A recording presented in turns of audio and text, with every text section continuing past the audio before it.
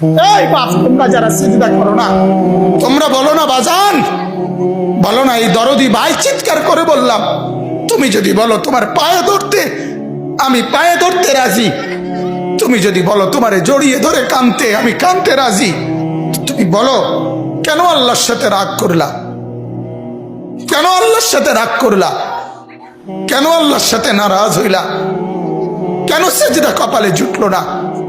কেন মালিকের সাথে সারাদিনের এত কিছুর বিনিময়ে আল্লাহ তাআলা একটা মিস কল দিলে, 2 সেকেন্ডের একটা মিস কল দিলে বন্ধু তুমি টের পাও তোমার মোবাইলে মিস কল আসছে, এত বড় মসজিদে 6টা মাইকের হরন দিয়া আল্লাহু আকবার বলে তোমারে ডাক দেয়, তোমার একটা বারও কানে লাগে না, বিবেকে লাগে না। তোর মতো শক্ত ডাকাত, তোর মতো পাষাণ বেটা আর কে হইতে পারে? বেটা কথা বলেন না কেন? তুই ডাকাত, কত বড় ডাকাত। ওয়ায়াউমা তাকুমুস সাআতু ইউবলিসুল মুজরিমুন। আল্লাহ তাআলা বলেন যখন হাসরের মাঠ কায়েম হবে, হাসরের মাঠ যখন কায়েম হবে, নাফরমানরা, পাপীরা,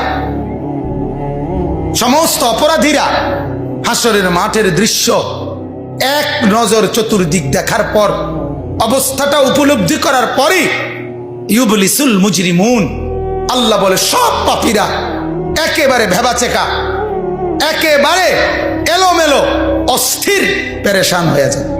হায় এখন কি হবে? এখন কি হবে? হাসরের ময়দানে দাঁড়িয়ে দেখবে আল্লাহ নবী সাল্লাল্লাহু আলাইহি সাল্লাম বলেন 2টা কদম, শুধুমাত্র 2 পাও রাখা যায় যতটুকু জায়গা।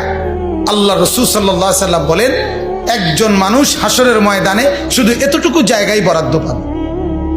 1 সুতা ডানে বামে সামনে পিছনে আগ পিছ করতে পারবে না, 1 সেকেন্ডের জন্য বসতেও পারবে না। আল্লাহ তাআলা কোরআনুল কারীমের মধ্যে বলছে ইয়াউমা ইয়াকুমুন নাস লিরাব্বিল আলামিন, রব্বুল আলামিনের সামনে সবগুলো মানুষ দাঁড়িয়ে থাকবে, দাঁড়ানো দাঁড়ানো দাঁড়ানো থাকবে, দাঁড়িয়েই থাকবে। মাথার 1.5 হাত উপরে সূর্য, আল্লাহ বলবে সূর্য তোর সমস্ত তাপ আজ ছেড়ে দে, খুলে দে তোর সব তাপ। পায়ের নিচের জমিন উত্তপ্ত তামার মতো উত্তপ্ত হয়ে যাবে। এরপরে আল্লাহ পাক রব্বুল আলামিন ফেরেশতাদেরকে দিয়ে জাহান্নামকে, কোরআনের স্পষ্ট আয়াত ওয়াজিআ ইয়াউমা ইদিন বিজাহান্নাম, হাসরের ময়দানে এরকম পাশে